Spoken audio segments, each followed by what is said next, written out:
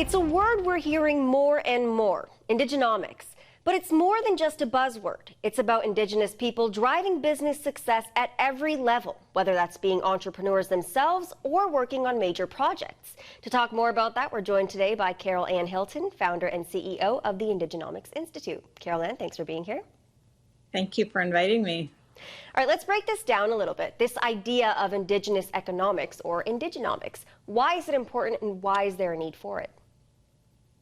Yeah, absolutely. Indigenomics as a word is intended to be able to create and support a stream of content around the media depiction of Indigenous people's economy and the growth of the Indigenous economy itself. It's about creating space for the visibility of Indigenous business growth and strength.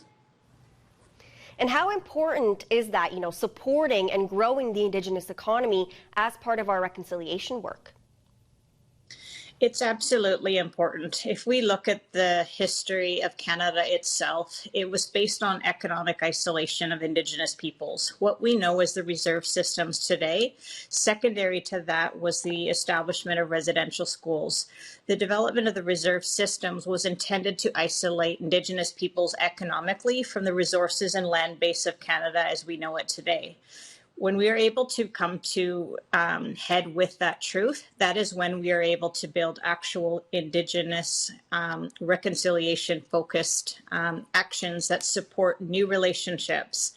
The work of Indigenomics is really about reconciling a history of economic exclusion of Indigenous peoples and building a future based on inclusion and the visibility of Indigenous entrepreneurship. Now, how do we do that? What type of work does the Indigenomics Institute do, and where does it fit in all of this? For sure. I always say if I had a bumper sticker, it would say, I stop for Indigenous entrepreneurs. There's been a recent report that identified that there's over 50,000 Indigenous entrepreneurs and growing in this country. In fact, the rate of Indigenous business startups is actually faster than the Canadian average itself. When we understand that what is occurring is the need for capitalization and investment into Indigenous businesses, that's the answer to what we would call development itself. If we look at the national budget, which identified $18 billion in closing the socioeconomic gap, we need to understand what caused the gap before we close the gap. So the realization of inclusion of Indigenous peoples, pathways for investment, and pathways for support of Indigenous businesses, that's what is essentially most important right now. And what are some of the challenges that the Indigenous economy is facing right now? Some of the challenges, and it's an age-old story, that the concept of the amount of capital accessing the Indigenous economy has never been enough. We looked at capped amounts of program-based capital out of the federal government, and with the realization that essentially maybe the problem has not been the shortfall of capital, maybe we need to be looking at that as an opportunity. That investment into Indigenous business today is a story of reconciliation and corporate and government response to now. Yeah, and shifting gears a little bit, you've also actually just published a book on the topic that's already a bestseller. Congratulations. What do you hope people take away from it?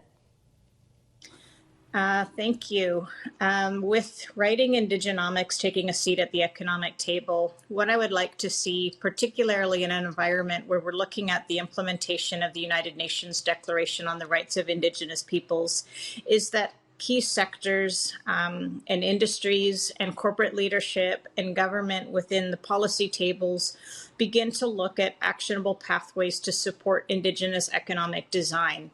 My work has been being able to create this concept that to be able to support Indigenous economic growth, it can exist solely within government programs and services. It needs investment and it needs design and leadership. And what can people do to support Indigenomics and to move towards economic reconciliation? For sure. There's a number of new structures we saw that emerged out of the COVID pandemic.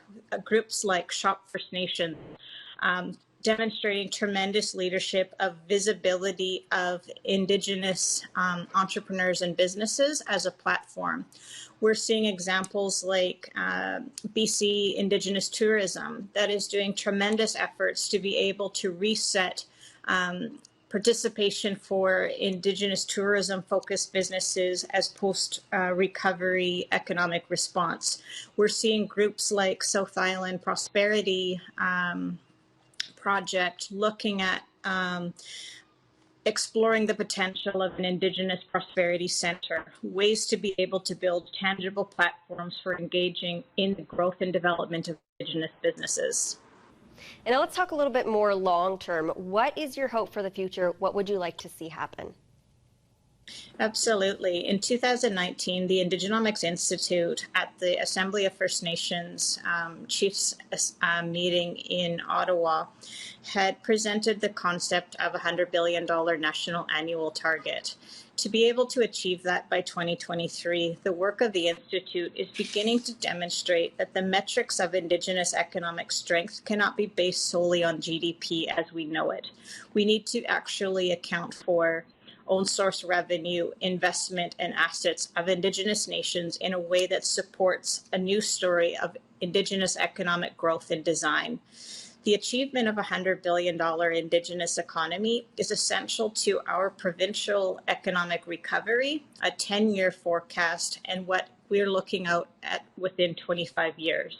To be able to look at the development of the United Nations Declaration on the Rights of Indigenous People and the core concept of taking a seat at the economic table, that Indigenous peoples are economic powerhouses, these are new outcomes and the key elements of a story based on reconciliation and based on the recognition of the inherent nature of an integrated nature of the Indigenous relationship to this province and to this country. Yeah, and I think your book name says it best. It is all about taking a seat at the economic table of this country to build and strengthen Indigenous economies. Thanks so much for being here, Carol Anne. All the best. Thank you.